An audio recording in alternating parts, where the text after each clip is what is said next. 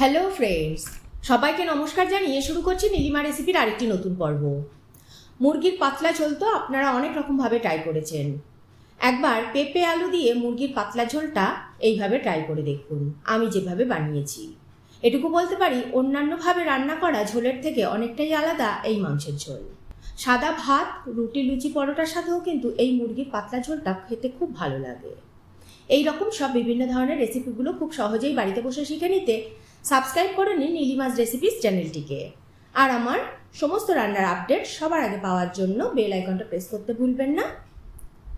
তাহলে চলুন পেঁপে আলুর পাতলা ঝোলের জন্য প্রসেসটা জেনে নিই।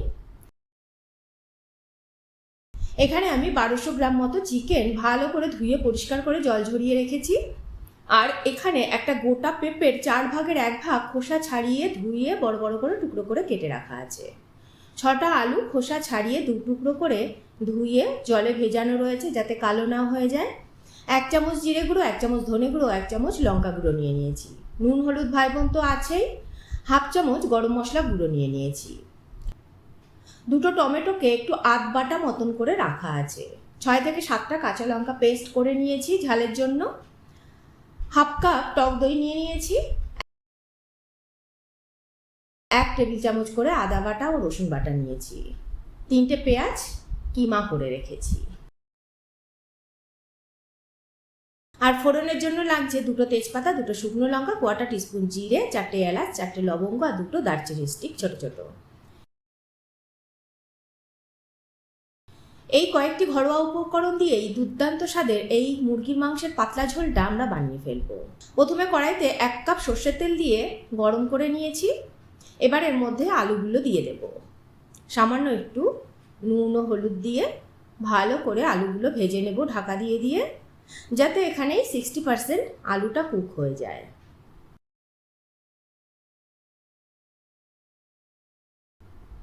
এদিকে আলুটা ভাজতে থাকুক ধিমে আছে, এদিকে ততক্ষণে আমরা একটা মশলার মিশ্রণ তৈরি করে নেব। এদিকে দেখুন টক দইয়ের মধ্যে জিরে গুঁড়ো, ধনে গুঁড়ো, শুকনো লঙ্কা গুঁড়ো দিয়ে ভালো করে ফেটিয়ে নেব। আপনারা কিন্তু শুকনো লঙ্কার বদলে শুধুমাত্র কাঁচা লঙ্কা ব্যবহারও করতে পারেন, তাতেও খুব সুন্দর হবে। টক দইয়ের মধ্যে গুঁড়ো মশলাগুলো দিয়ে ভালো করে ফেটিয়ে 5 মিনিট মতন একটু রেস্টে রেখে দেব। তারপরে এটাকে মাংসের মধ্যে মেশাবো, তাহলে গুঁড়ো মশলার সুগন্ধ ও স্বাদ দুটোই দইয়ের মধ্যে ভালো করে মিশে যাবে। এবার চিকেনের মধ্যে দইয়ের মিশ্রণটা দিয়ে দেব, টমেটো পেস্ট দেব, হলুদ দেব, নুন দেব,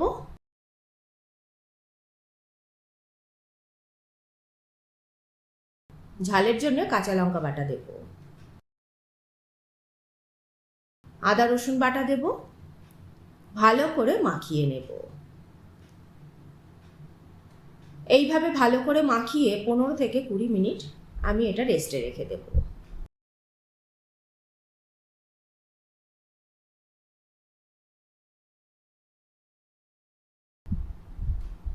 এদিকে আলুগুলো দেখুন ভাজা হয়ে গেছে, তুলে নেব আলুগুলোকে।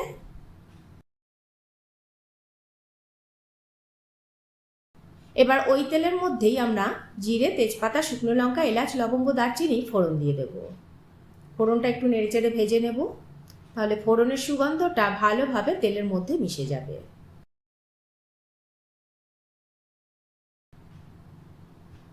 ফোড়নটা রেডি হয়ে গেছে, এবার এর মধ্যে আমরা পেঁয়াজ কিমাটাকে দিয়ে দেব। নেড়েচেড়ে সোনালি রং ধরা পর্যন্ত পেঁয়াজটাকে ভেজে নেব।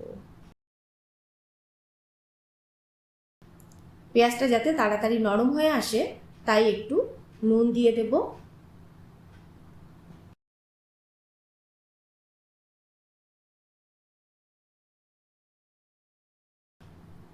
পেঁয়াজটা একটু ভেজে নেওয়ার পর এখানে 1/2 চামচ মতো হলুদ দেব তেলের মধ্যে, তাহলে মাংসের রংটা খুব সুন্দর আসবে।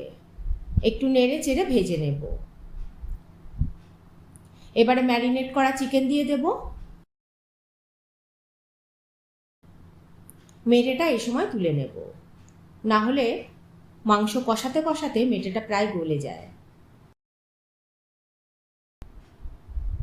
এবার ভালো করে পেঁয়াজের সাথে মাংসটাকে মিশিয়ে নেব।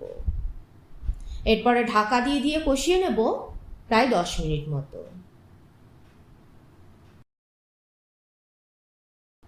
10 মিনিট পরে ঢাকা খুলে এবার এর মধ্যে মেটেটা দিয়ে দেব আর পেঁপেগুলোকে দিয়ে দেব।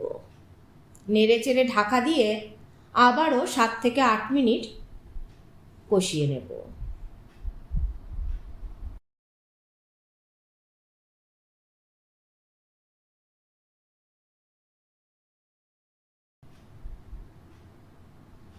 ঢাকা খুলে আবার একটু নেড়ে চেড়ে দেব যাতে তলায় লেগে না যায়।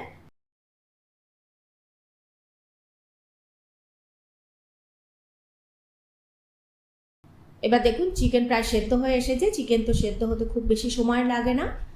এবার এর মধ্যে ভাজা আলু দিয়ে দেব, আবারও ভালো করে নেড়ে চেড়ে মিশিয়ে নেব। এবার ঢাকা দিয়ে রান্না করে নেব 5 থেকে 7 মিনিট।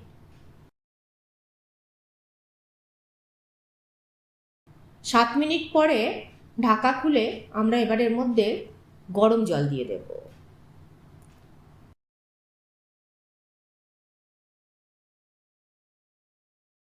আপনারা সবসময় গরম জল ব্যবহার করার চেষ্টা করবেন, তাহলে কিন্তু তরকারির স্বাদটা খুব ভালো আসবে।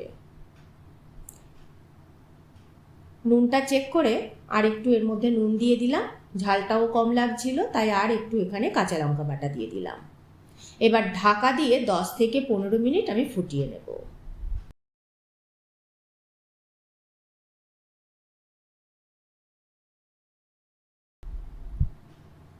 15 মিনিট পর দেখুন মুরগির পাতলা ঝোল একেবারে রেডি হয়ে গেছে।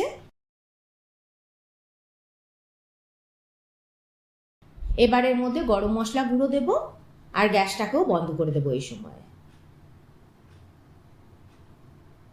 তারপরে ঢাকা দিয়ে 10 মিনিট স্ট্যান্ডিং টাইম দেব, তাহলে এই রেডি হয়ে যাবে পেঁপে আলু মুরগির পাতলা ঝোল।